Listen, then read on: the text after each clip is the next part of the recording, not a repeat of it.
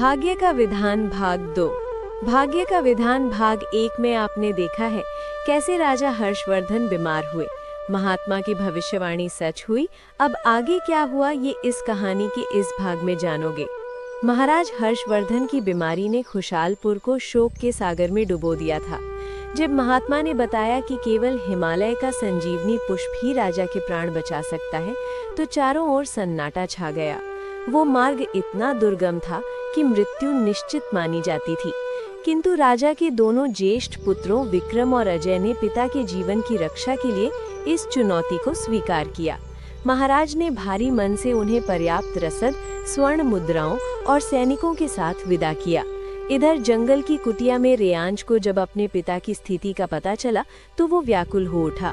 उसने अपनी माता और गुरु महर्षि कश्यप से आज्ञा ली और महल की ओर चल पड़ा। रेयांश जानता था कि उसके भाई उसे पहचानते नहीं हैं, इसलिए वो एक साधारण सेवक का वेश धारण कर उनके काफिले में शामिल हो गया। रेयांश का स्वभाव अत्यंत विनम्र और मृदु था। वो घोड़ों की सेवा करता और सैनिकों की मदद करता, जिससे वो जल्द ही सबका चहेता बन गया। राजकुमारों ने उसकी कार्यकुशलता और आकलन शक्ति को देखकर उसे अपने खास सेवकों में शामिल कर लिया। अब रेयांश पैदल नहीं बल्कि घोड़े पर उनके साथ चलता था, लेकिन उसकी पहचान अभी भी एक सेवक की ही थी। यात्रा के दौरान रेयांश अक्सर जंगल में जाकर पशु पक्षियों से गुप्त बातें करता था। उसके मित्र पक्षी उसे आने वाले खतरों के बारे में पहले ही सचेत कर देते थे। एक दिन एक वृद्ध कौवे ने उसे चेतावनी दी, राजकुमार संभल कर, आगे मोहिनी देवी का नगर है, वहाँ का सौंदर्य एक जाल है, जो भी वहाँ जाता है लौटकर नहीं आता। रेयांश ने राजकुमारों को चेतावनी दी, स्वामी आगे का मार्ग संकटपूर्ण है, हमें अपना रास्ता बदल लेना चाहिए। लेकिन अहंकार में चूर राजकुमारों ने उसकी बात हंसकर टाल दी, मानो वे किसी सैर करने निकले हैं।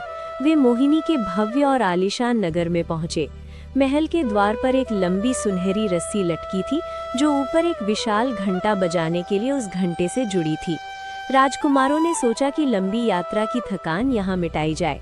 रेयांश ने उन्हें कर्तव्य की याद दिलाई, पर विनाश काले विपरीत बुद्धि के कारण उन्होंने रेयांश की एक न सुनी।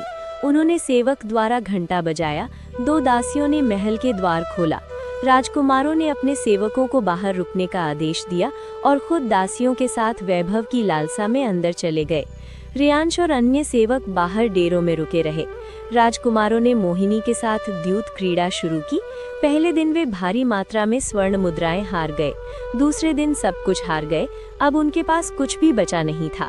वे घर छोड़कर क्या करने निकले थे, वे सब भूल चुके थे। मोहिनी के सौंदर्य का जादू उन पर ऐसा चढ़ा कि उन्होंने खुद को ही दांव पर लगा दिया। शर्त ये थी कि यदि वे जीते तो सब वापस मिलेगा, पर हारे तो जीवन भर के लिए मोहिनी के गुलाम बन जाएंगे। नियति का खेल ऐसा था कि वे हार गए। उन्हें राजसी वस्त्र उतारकर द्वारपाल के वस्त्र पहना दिए गए। अब वे केवल मोहिनी के सेवक मात्र रह गए थे। सेविका ने बाहर आकर बताया कि अब उनके राजकुमार मोहिनी देवी के दास बन गए हैं। बाहर रुके हुए सैनिक और सेवक जब कई दिनों तक राजकुमार वापस नहीं आए तो निराश होकर वापस लौट गए।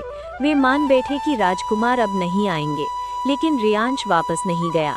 उसके भाइयों को पता भी नहीं था कि उनका एक भाई सेवक बनकर उनकी रक्षा के लिए बाहर खड़ा है। रेयांश ने महल की कड़ी निगरानी शुरू की।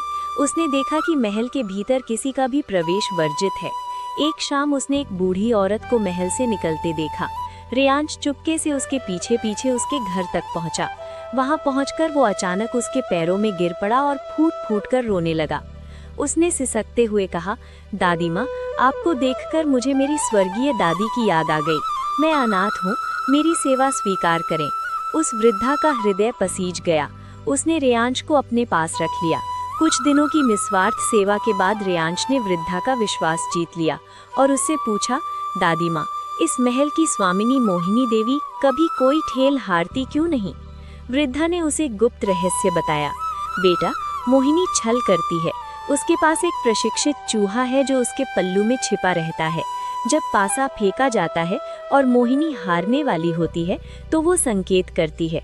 उसी समय उसकी पालतू बिल्ली दिए के सामने खड़ी होकर अंधेरा करना चाहती है और चूहा पासे को पलट देता है।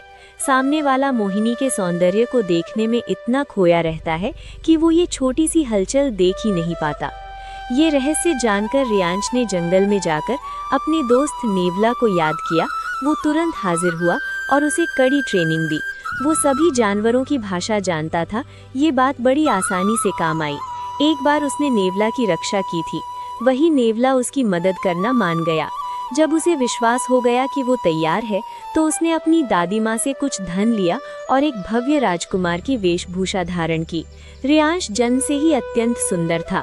राजसी वस्त्रों में वो साक्षात देवपुत्र लगने लगा। उसे अपनी महल की ओर आते मोहिनी देवी ने देखा तो वो उसका सौंदर्य देख मुग्ध हो गई। जब उसने महल की रस्सी खींचकर घंटा बजाया, स्वयं मोहिनी उसे भीतर ले गई। उसका रूप देखकर वो दंग रह गई।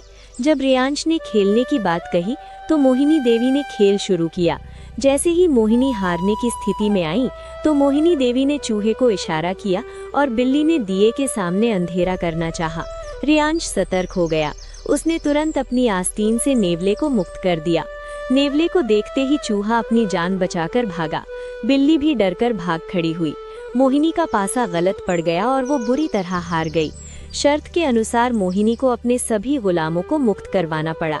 रियांश ने अपने भाइयों को रिहा करवाया, लेकिन रिहाई से पहले मोहिनी ने उनके बाएं हाथ पर गुलाम होने का अमिट शाही सिक्का दाग दिया, ताकि वे अपनी हार और अहंकार को कभी न भूल सकें। मुक्त होने के बाद राजकुमारों ने अपने राजकुमार का पोशाक पहना। उनको ये आभास ही नहीं हुआ कि उन्हें बचाने वाला वही सेवक है जो उनके साथ आया था। वे उसे एक परदेसी राजकुमार समझकर कृतज्ञता प्रकट करने लगे।